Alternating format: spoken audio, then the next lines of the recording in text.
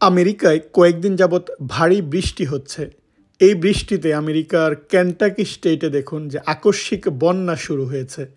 এই বন্যায় ওদের বাড়ি ঘর দেখুন ডুবে গিয়েছে, রাস্তাঘাটে পানি।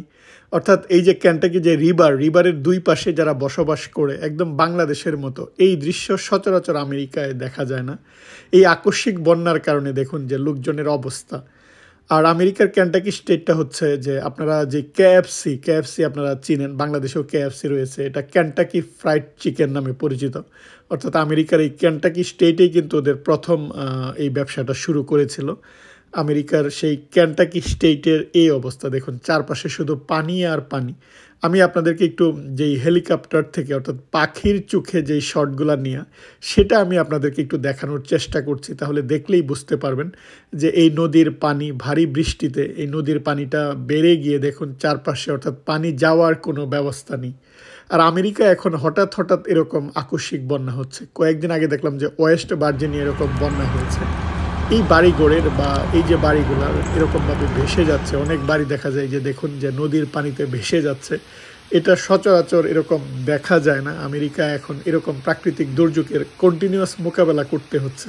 ফ্লোরিডায় আপনারা দেখেছেন যে স্মরণকালের ভয়াবহ যেই টাইফুন বা ওখানে যেই ঝড় হয় সেটা, আবার ক্যালিফোর্নিয়ায় দেখা যায় দাবানল, অর্থাৎ যেটাই হচ্ছে সেটাই ভয়াবহ।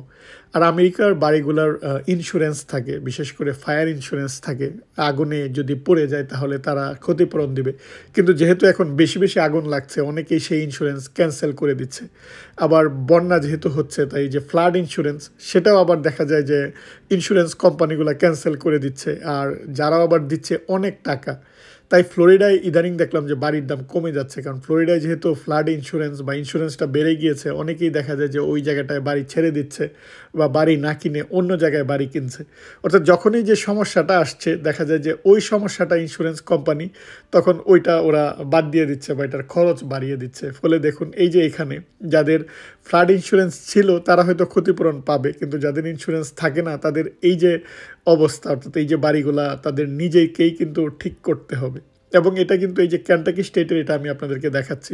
কয়েকদিন আগে আমি আপনাদেরকে ক্যালিফোর্নিয়া স্টেটের যে দাবানল সেটা দেখিয়েছিলাম। তারপর নর্থ ক্যারোলিনায় দাবানল হয়েছে। আবার কিছুদিন আগে দেখলাম যে ওয়েস্ট ভার্জিনিয়া এরকম হঠাৎ বন্যায় চারপাশ রাস্তাঘাট ভেঙে গিয়েছে।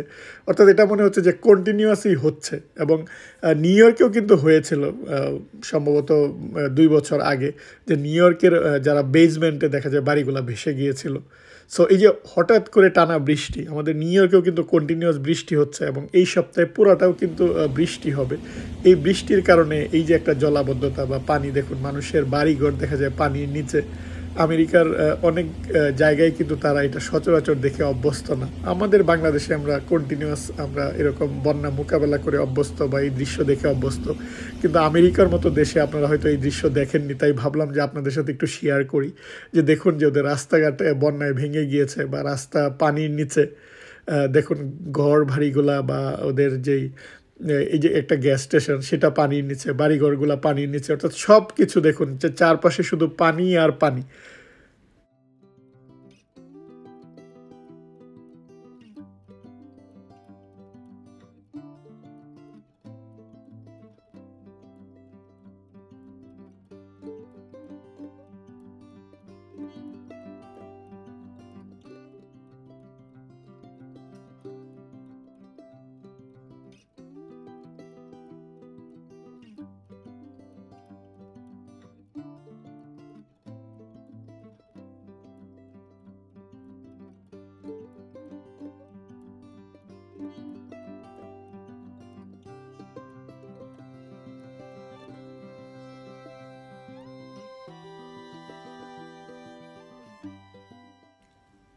আজ এ পর্যন্তই। আল্লাহ তালা আমাদের সবাইকে সুস্থ রাখুন, নিরাপদে রাখুন, এই কামনা করে এই ছোট্ট ভিডিওটি এখানেই শেষ করছি। আপনারাও ভালো থাকবেন। আল্লাহ হাফিজ।